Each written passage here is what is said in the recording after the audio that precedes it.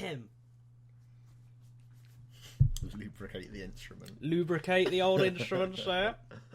Right, 3, 2, 1. Mark. Hello. Welcome back to Top2Fifty, episode 6, I guess now. 6? Okay. And I've lost this count is already. 6 is too high for me. What film number are we on? It is 245. 245. Yeah. Okay. The Matrix. So this film, I think we've both seen quite a few times. Many times. I saw this film a lot growing up. And at the time I was just like, oh yeah, cool, punching actions, guns, woo, explosion. Yeah. Like, I was that sort of, well, as you are when you're that age, just shallow, just kind of interested in all the violence and stuff. And then I didn't watch it for ages. And then I watched it when I was about 18, 19 or something. Okay, so you had a bit of a break. And I actually watched it properly, like a proper film. I was like, shit, that's actually a great film. This is a great film, like, no wonder. That's great. Yeah, and then I've seen it a few times since then. I haven't seen it in about 3 years. I haven't seen it for a while, actually. I mean, I'm looking forward to getting to watch it. Right, again, yeah. Because it's been a while. Yeah, it's still kind of fresh in my mind, but I'll try and forget as much as I know in the next few minutes. But yeah, this is 1999. It's got on the list. Interesting, this. It's got the Wachowski brothers. And I guess of course, they were when they were. They were brothers at the time. I guess now they're just the Wachowskis. Yeah. And you can look into that if you don't know what I'm talking about. Yeah, that makes it sound like they stopped being brothers. Like they were just like... And then obviously we found out they had different parents, and it was a big shock. The Wachowski siblings. The Wachowski siblings, So we're about to get that watching, and we shall see in a bit when we will have finished that. Okay. I'll see you later, Joe, when we've finished watching that. Just limber up. Right. 3, 2, 1. Mark. Right, hello, welcome back. We've just finished watching The Matrix, 1999 film, Wachowski brothers, Wachowskis film, Keanu Reeves, Carrie-Anne Moss, Lawrence Fishburne. Not to be confused with Samuel Jackson. Joe Pagliano. Whatever his name is. The guy who plays Cypher. The bad guy who betrays him. Elrond is in it as well. Spoiler alert. So yeah, Joe, tell me. Talk to me. What did you think of that Where film? Where do we start? Estimate how many times you've seen it. Okay. Estimate. It's got to be close to 20, maybe. You know, honestly. So, well, this is... Sorry, I'm just going to bookend this. Go ahead. This is the first film that we've both seen loads of times, and we both quite like. Yeah. Because Heat you'd seen before. But Ratatouille we'd both seen before, but didn't necessarily like, and that sort of thing. So this is the first one where it's like quite a big film, loads of people know about it, and as I say, like we've both seen it and really like it beforehand anyway. So this one's going to be a bit unusual because we're, And has your opinion changed, basically? Well, no, what I'd add to that is that I was thinking during this film, the first time I saw it, I remember very specifically, that it was on my 10th birthday, for like my birthday party. Not sure why. What a great film. But my dad just being like, me and my friends being like, we want to watch a cool film. And my dad just being like, you should watch this, because he'd seen it the year before. And this would have been like, I was 10, so like 2002. He'd seen it the year before and was like, oh, you should watch this, you'll love it. And I just remember it was me, Daniel and Ben, my two friends, if you're watching. Hello. And I'm sure they remember it as well. And we all watched it, and we all just like, being 10 had never seen many films like this before anyway. Plus the fact that it's a pretty original film in itself, especially in 2002 it was. Just being completely enamored with it, just obsessed with it. Just like the next like year, all we really wanted to talk about or think about was The Matrix. I remember like when you've been in my house, like there's the staircase with like a banister on both sides. I specifically remember like minutes after watching it, like holding the banister on outside to do like jump kicks and stuff on each other, and just like basically running around the house for the next like hour after seeing the film, and just doing it because that was the influence it had. So what I want to say about that is that my opinion on this film is always going to be full of nostalgia and a very personal like connection to it. And whilst I was watching it, there were things I was seeing that I was like, oh well, that's a bit shaky. That's not perfect. That doesn't age brilliantly. Yeah. But I'm still just like, it's still The Matrix though. It's like Yeah. a warm, it's like the kind of film I watch on like a sick day. Yeah, it's like a warm blanket of a movie for me. It's just like really clever, but also just balls to the wall action and guns, lots of guns. So and just brilliant. Oh my I think God. it's brilliant when you're 10. I love it now when Yeah. I'm 23 as well. I think it's great. Well, yeah, I have a very similar experience. I remember watching it loads as a kid. We had it on VHS, and I used to kind of skip through all the boring parts, just get to the bit where they're fighting, kicking, punching, bang, and so I kind of just grew up with this, The Matrix being this series of cool bits with cool dance music on it, and it, you know, it's probably one of the driving forces that got me really into electronic music and stuff. But yeah, just all the cool, like, trench coats and guns and and it definitely had a style. It definitely had buckets of style. But so growing up, I kind of watched it almost just bits and pieces. I didn't really fully ever watch it, and until like a few years ago, maybe I was 19, 20 or something, I actually watched it again properly, like a proper as a grown up, and like after watching loads of other films and that sort of thing. And as I was watching, I was like, wow, this is a genuinely great movie. Yeah, it isn't just a great. stupid kind of action movie. It is a genuinely good movie. It's very well written. Where some of the script, mixed. Some of the script. I mean, a lot some of of it's great. Some of it's my two main, I don't know, complaints really. Is the script and the graphics. And graphics can definitely be excused because it's 98, 99 even. They probably would have been using Windows 98. So that's like how I think about it, like if this was made then. But then, you know, it's really annoying when you think about that, because then you think of Lord of the Rings, which was made around the same time. Good point. Maybe and a few that's years only like after. 2 years later, isn't it? I think but they kind of did them all at once. But I suppose they did all the graphics and stuff later. But even so, it's like kind of the same era, and the graphics in Lord of the Rings stand up today. That's so They're true, like actually. kind of seamless, I point. suppose.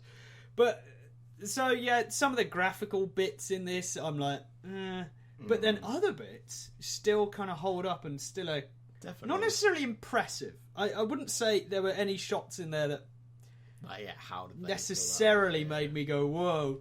I mean, it's still, So you do have to kind of look at it of the time and think, if this came out in if I was watching it in 99, this would have just blown me away. And it did blow everyone away, because people still, you know, it's part of pop culture and everything. It's kind of a known quantity. It's like a household name.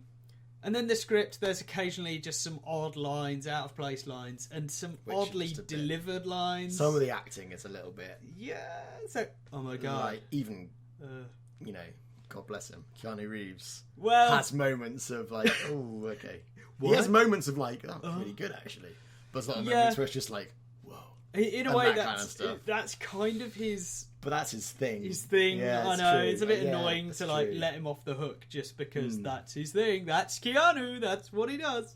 But then, saying that, I'll bring it up now. I was going to say, despite there are bits, I think Keanu's dialogue, I'm a bit like I was saying during I read some trivia that like he asks something like 44 questions over the first 45 minutes. All of his dialogue is just sort of like, what's that? What does that mean? Where are we going? Why? That's all he does. But other than that, I was watching it this time.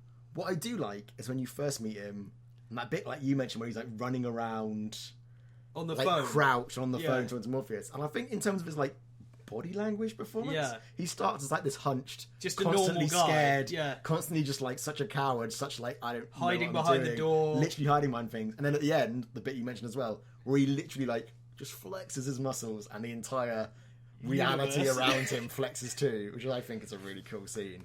So I do love that progression when he accepts that he is the one. How everything around him just like his bends to his will. His whole like stars. I think that's really cool. But it's it's just a very good action movie, like in general. Even like I don't know why, but this time in general, I realised this is just kind of a dumb action movie in a way. Although there is these heavy kind of cyberpunk sci-fi overtones that and those philosophical questions. Yeah, they kind of. But you have to admit, by the last like 45 minutes, they're kind of like, okay, we've got the cool philosophical setting. Now they're just going to punch each other for 45 minutes. They don't really revisit that or like question. No. But what does it mean to be alive? It's like, no, we're done with that now. Now they're just going to punch each other. Yeah, but it's it's a good one, and some explosions. I was sort of slagging the graphics off a bit there, but there is one shot. I was thinking of one shot that I was impressed by, even today. It's the bit where the helicopter crashes, and I think that's just such a cool effect. Like, regardless of graphical quality, like the graphics didn't get in the way. Because a lot of the time when graphics are bad, you can at least kind of see what they were going for, and you can in your mind kind of maybe translate it. And I think one of the ones that I thought was not necessarily bad, but just looked a bit was when they blow up the elevator in the lobby, like and the door bounces in slow motion, and there's fire. And just the 17 years since this film has been made, we've come so far that just doesn't impress. Yeah, so true. It's just like, yeah, whatever. But then you have to kind of put it through this filter and not necessarily imagine what it would have been like to see it then. I mean, maybe do that, but you can kind of translate it into, like, what are they trying to go for here? Yeah. They're trying to go for powerful explosion in slow motion, and you can kind of just make it up in your head in a way. You know what they were trying to do.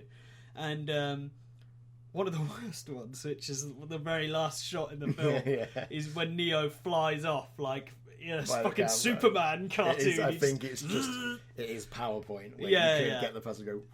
But it's like a 1 second shot. It doesn't matter that much. Yeah. We can translate that into, we know what they're trying to do. He flies off. It's not like we're like, what were they even trying to do there? So, yeah, I forgive it for all the graphics things because it's of the time and you can still tell what they're trying to do. Yeah.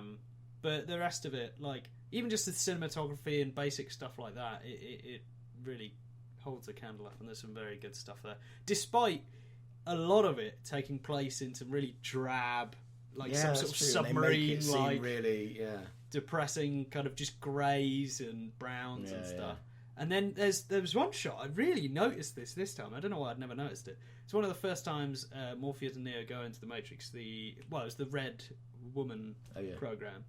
And everyone's wearing black. Everyone's wearing black with little bits of white. And I don't know if that was intentional. Well, I guess it wasn't. I think it almost must have been. Almost definitely was. I guess it was intentional by the filmmakers, but I don't know if that was intentional by the guy who made that program. Right, yeah. So that the agents blend in or something like that. Like, I'm not sure whether that was cinematically intentional or storyline intentional, but either way, it was quite a nice shot. There's one where it's pulled out, and you can see everyone. I quite liked that visually, and there was a lot of, as I kind of mentioned earlier, style. It just has, it kind of knows exudes it. It knows what it's kind of going for. The trench coat, the glasses, the leather, and guns, and although it almost kind of develops that. It doesn't start that way, but it kind of you develop that. You do meet these characters who are all hanging around in trench coats and stuff. But one thing I don't know, I felt about it watching it this time. I don't know if this is intentional or not. I don't know how this would be intentional. But it's like, it's such a 90s film. It's just so... Oh my god! 90s. But for some reason, watching it this time, I don't know, it didn't feel like, it's so 90s, hasn't aged very well. It felt more like they've just totally embraced it. And are like fucking flip phones in every shot. Fucking trench coats and sunglasses and like... Operator. All that shit, like, people in suits walking around cities and all this kind of that was the fucking brilliant. I don't know, it just seems to really steer into that spin. Oh, there was fucking the bit where they all go in before he meets the Oracle, and there's that phone ring, and it's like a pretty good shot where you've got the phone rings, you see the face, phone rings, you see the face, phone rings. And then there's the final shot. It reveals they were all just sitting in the room, there, just like chilling out, just kind of just in trench coats and sunglasses in some dingy garage. Funny. Just like, fucking hell, you guys can make the worst band ever. But I do like it. And Joe, I'm gonna find out what his name is. Paging Leone. So you mean Cypher, like Cypher. Oh yeah. Pantoliano. Pantoliano. I've never said his name before, but he plays a pretty good kind of bad guy. I quite like him. I like the Oracle as well. I think she was quite good. Like we did kind of slag off the acting a bit, but there is definitely some good stuff in there. And also talking about watching this film a lot as a kid. Trinity, probably one of my first crushes. I did mention this all through the film. Might be for me as well. And I can't really remember. I just don't know. As like a 11-year-old boy watching this woman in tight leather run around, it's like, what are these feelings I'm feeling? This is nice. So yeah, that was quite funny. But then, as you mentioned, in the kind of the love scene at the end, which is like, oh, I love you, can't I? Yeah. And I remember being a bit like, oh, what? Yeah. Oh no! He comes back to life with just the power of love. Kissed. Yeah, I think I get it a bit more now. But... Yeah. But it's kind of, and this I think would be a good time to talk about the sequels that they never made. No, what sequels? I never saw any sequels. I think they made The Matrix, and that was it. As far as I know, we obviously won't go too deep into them, and of course they're not getting their own video. Can you imagine if we like scroll up and Matrix 200 places above this at like 45 is like Matrix Revolutions. But are you genuinely checking? No. Oh my god! What if it is scrolling? I'm sorry, it's not there. Spoiler. Well, you can scroll if you like. I mean, it's not. No, I'm done. It's fine. But. My major problem is, and it's quite a simple one, is by the end of this film, Neo is God. He can fly, he can stop bullets, he can do anything. So what is the conflict? What's the exactly? Yeah, and this is the thing, I also mentioned this to you during the film, in the subway fight. Neo bleeds. He is a vulnerable character. I mean, he's still pretty powerful, but he's vulnerable. Yeah. And the agents are nigh indestructible. Yeah. So that you've got a good thing there, because you're willing the hero to survive and live, and he's being damaged, and oh god, his life is in danger. And it's totally agents are belied in the next film because like you say, the fact that Neo's invincible, but also they make a big point in this film, like, oh, no one's ever survived against an agent before, like they are indestructible. And then in number 2 and 3, there's literally hundreds of them, and every other character's going up against an agent and winning, and it's just like. I thought like only the one could beat agents, but now anyone can be an agent apparently. Like it kind of makes you feel like that makes the first film seem so tame. Like, oh, there's only 3 in the first film. Yeah, like they just let it run away. Really, it just got so ridiculous in so many ways. And I'm pretty sure in Matrix Revolutions or something, Neo is like flying for most of the film. Yeah, because like Trinity's falling out the window and he's just flying down. Reloaded, I think. Oh, it is. Yeah. And he's just flying down the street the whole time. It's like, what the fuck is even going on? Yeah. And it's not a case of suspended disbelief. It's a case of fucking why do I care? Like, I used to watch again when I was quite young. I used to watch the Matrix Reloaded, but just specific bits. Like I knew exactly like the time code I could skip to. Yeah. And there's like the bit with the fight in the mansion and the motorbike chase and stuff. It was just some cool action stuff. I do love the motorbike chase. It was still it's a great scene. Cool action stuff, but like it had no context. And they just threw millions of pounds at it basically to make it. I remember reading it. I used to read Empire quite a lot at the time. Yeah. And reading about like that particular highway scene, which just cost they built the highway. Exactly, cost like extortionate amounts of money for that 10-minute scene, and it is a great scene. Yeah. But it's just sort of like, it's like the studios thought like, oh, we gave them this much for a good film last time. If you give them twice that, even better film. It's like, no, clearly it doesn't work like that. Speaking of budget, this is a bit of a trivia thing. I think I might know this, but the bit with they kind of wanted to make this film, and they went to a production company, and they only got like a small amount of the budget they wanted. Yeah. I can't remember the exact number. It was still quite high though. And then they made like the first 10 minutes. Yeah. And then they took that to the production company, and they're like, "Okay, make a whole film of that." Yeah. But I think that's something else, because I think we'll talk in a second about the influence of the Matrix and how so many films after have been influenced. But what I love about I feel like less and less films like this seem to get made these days. Yeah. Maybe I'm just being cynical, but it's like clearly the studio didn't really want to take a risk on this, and kind of had their hand forced by that story. And these days, for like a high budget, high concept film, it's just so rare. You get those like low budget hold that thought? Sorry. This is incredibly unprofessional. I'm just going to move the camera a bit because it is a bit. Okay. It's a bit high up. Ruining my flow, but there we go. Sorry, carry on. You're saying, I've saying some more or less waffle about films not being made anymore. But I just think like like we were about, like this film had such a massive influence, but clearly Warner Brothers would not have made it like that if they'd have had control, really. Yeah. And it's purely because creative types have a better idea what audiences actually respond to. Absolutely. And instead, this year we'll get, I don't know, Kung Fu Panda 3 or something else like that. This is what, like, these sort of films, as you mentioned them, have been replaced by superhero films. Yeah. And I was thinking, like, during the film, Neo is essentially a superhero. Yeah, that's so true. Like, his powerful punches and kicks and stuff, he is just like Neo Man or whatever you want to call it. Like, you could transpose, like, the Marvel template onto it almost. Yeah. But that's not a bad point. It's got the sci-fi philosophy point. Yeah. Which I think adds some more depth to it. Yeah, it does add to it. I think it makes it a lot more rewatchable. There's more to spot. And, there's definitely a balance, though, and I'm not sure they hit it. I guess they do. But, like, a balance of real-world stuff and Matrix stuff. Mm-hmm. And they spend, of course, the vast majority of the film in these computer machines, Matrix, which is fine, I suppose. But it seems like the film wants to spend more time not in them, if that makes any sense. Yeah. Like, it's more important for the story that they're not story-wise, it's more about... Because, you know, it's, even the ending, like, the big thing at the end is that the Sentinels are attacking. Yeah, but that seems like such a background and thing, we've only been in the real world for, like, what, 10 minutes or something like that, so it seems a little bit like, wait, oh yeah, that's this whole other level. But also, for some reason this time, I got loads of Inception vibes, even though I've seen Inception since...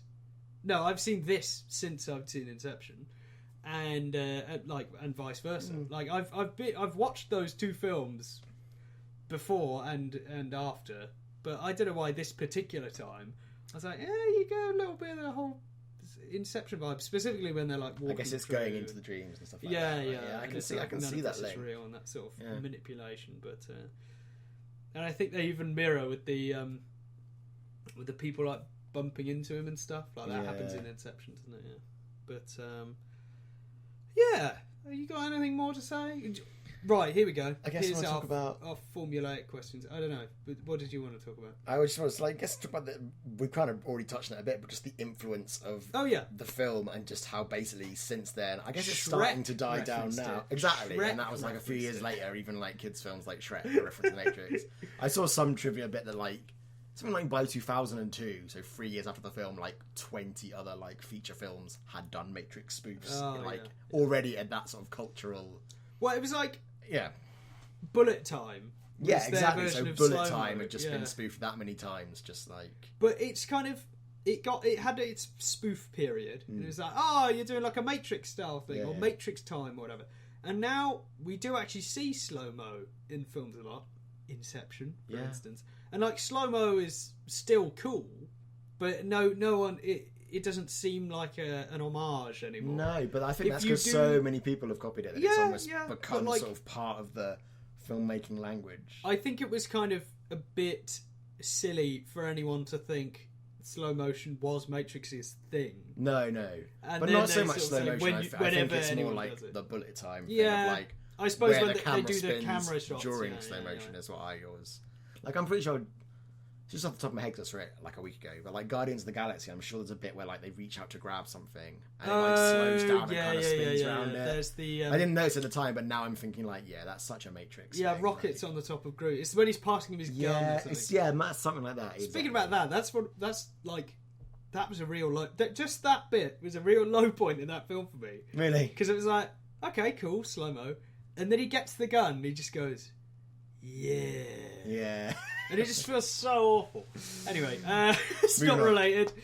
But I just think there's so many films that have tried to copy this since and haven't succeeded. I'm not sure. Do you mean just in terms of the slow-mo stuff or the sci-fi lots of stuff? Like just like a film, Equilibrium comes to mind. Well, yeah. Which is just like people in black doing stuff with guns and like I didn't really like it. So when I was young.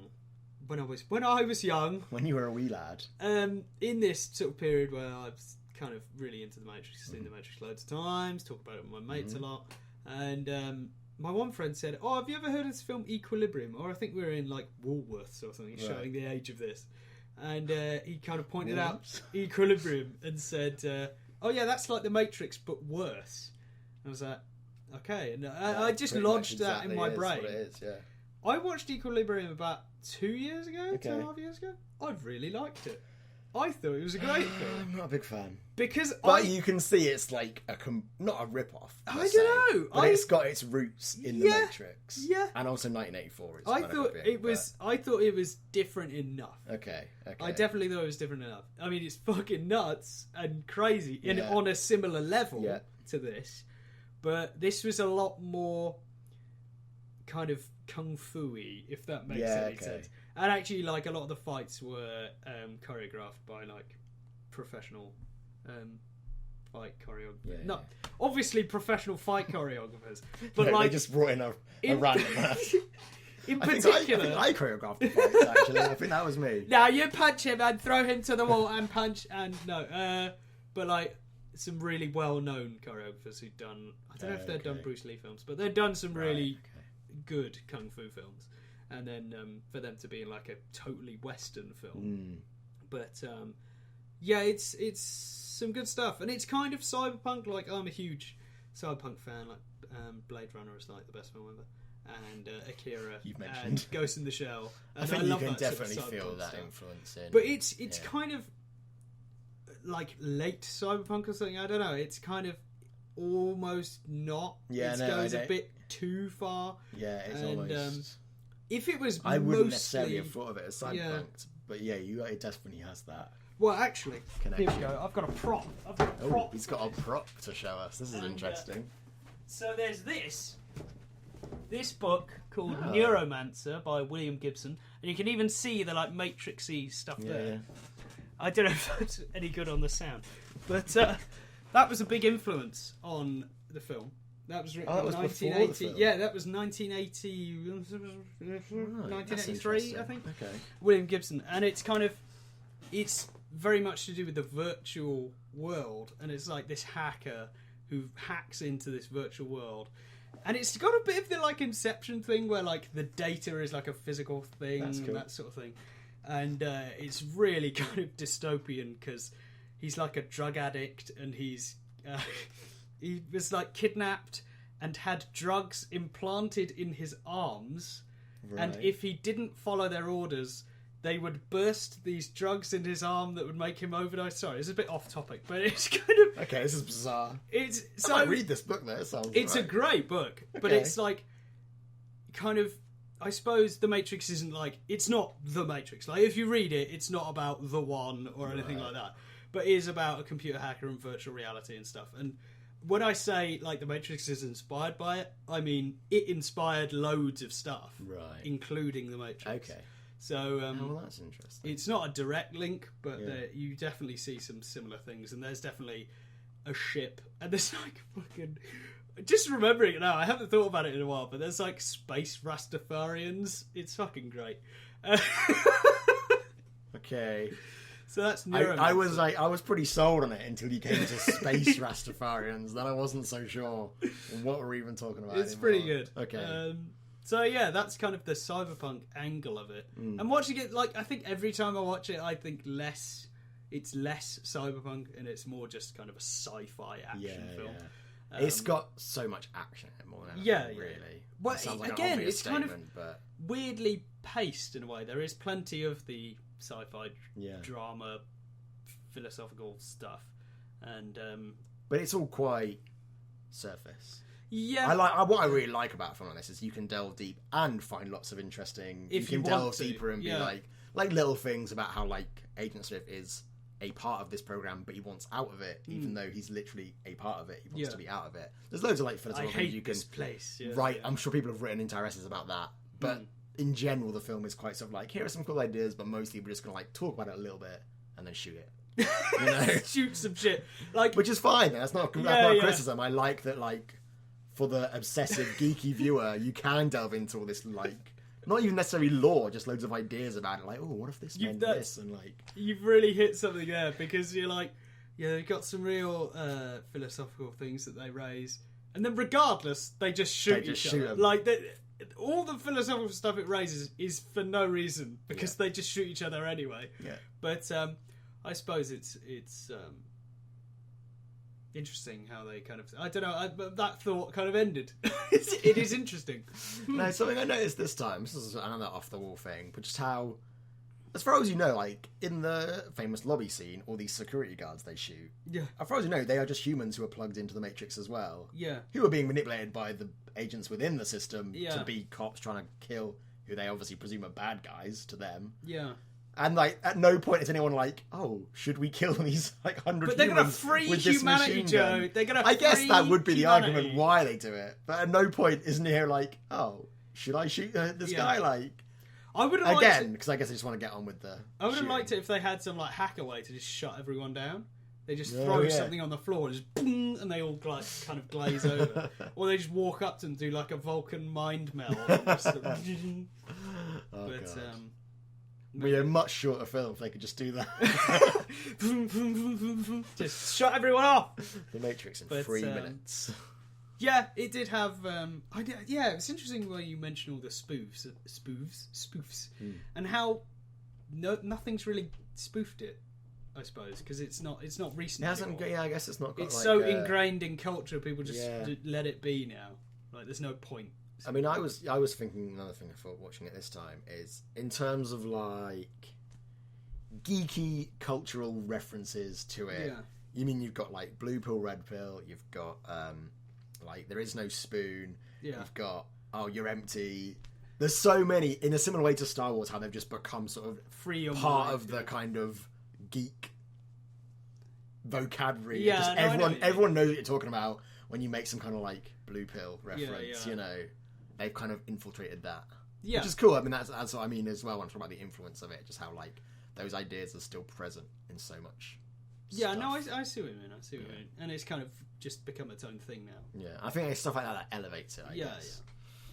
All right. So, do you believe it's one of the best films ever made? I think so. Yeah. It would definitely be in my top 250. Probably top 100. But as I mentioned at the start, totally biased. So yeah, not an objective opinion.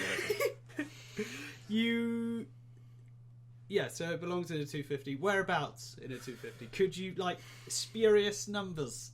Just a number. Top 100. Top 100. A number in there. 90. 87.5. Oh, 87 and a I half. don't know. What is 80? mean... That's what we can do. We can see what 87 is, and we can see if you think The Matrix is better than It Happened One Night, Frank Capra, 1934. I don't know that film. Neither do I. It's one above Wall-E and one below your favourite film Eternal ever. Sunshine of the Spotless Mind. That is one of my favourite films. That is probably the favourite film. I think that should be higher. But, yeah, surely. So anyway, yeah. Thank you for watching. That was The Matrix there. And next weekday, month... oh, God, gone way too far. We have Amores Perros. I knew that. I don't know why I didn't. I just wanted to check. By Alejandro González Inarritu, who just recently did The Revenant, which won all those Oscars. Remember? I hope it doesn't. And so that you're Leo wrong. got that Oscar. I don't think he should. Whoa! What? You've actually seen the film. I haven't even seen the film, but it's great. It's a good film. Go see. For some context, there, this was done before the Oscars, and Joe has seen the film. I don't know why. I just had to. I haven't actually seen it. I want Leo to win because he's like one of my favourite actors. Should we review that now? Should we just? Should we do that now? It's good, but it's basically just him looking cold for 2.5 hours. And it's an impressive Inarritu performance. film. It's going to be deep. But I mean, I can look cold for 2.5 hours. Should have seen me in my student house. Christ, like put a camera in there. Done. Right, Joe, you're ranting. I am. I'm going to stop this. Sorry, let's go home. Can't believe you ruined it all at the end there.